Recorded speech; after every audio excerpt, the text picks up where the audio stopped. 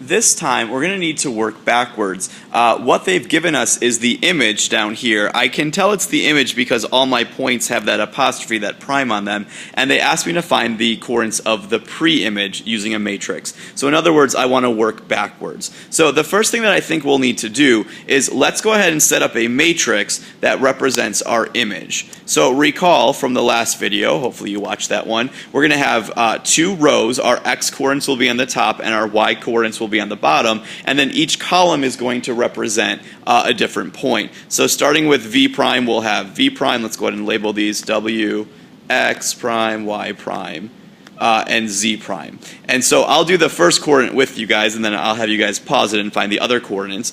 I can see that in my diagram, v prime is located at 0, -1, meaning the way I'll express that coordinate is 0 in the top row and -1 in the bottom row. Go ahead and finish finding your coordinates. Pause the video. My answers will pop up in just a second. But go ahead and pause the video and find the other coordinates just like we did right there.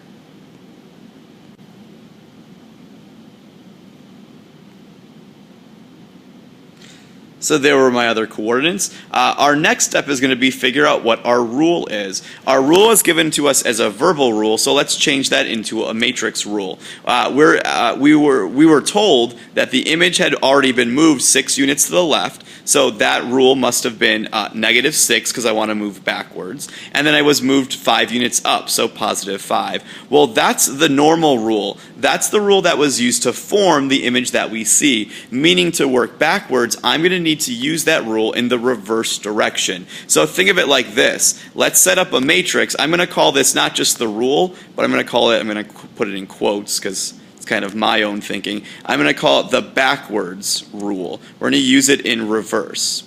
So instead of subtracting 6, the opposite of that would be to add 6 to figure out where I started. And then similarly, instead of adding 5, I'm going to subtract 5 to figure out where this started. So when we're working backwards, we'll use our rule in reverse. Well, as we talked about in the previous videos and in the video about adding matrices, to add two matrices, they need to be the same size. So since I have 5 columns in my image matrix, I'm going to need to have 5 columns in my backwards rule matrix. So let's go ahead and just repeat that same rule because we're using it for all the coordinates 5 times. So 6, -5, 6, -5, 6, -5, and so on. So I have 5 columns that match up.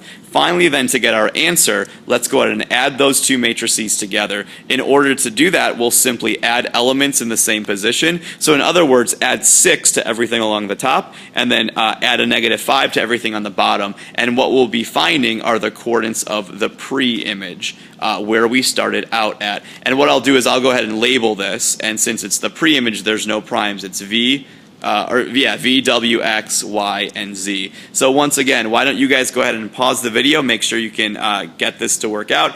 My answers will pop up in just a second.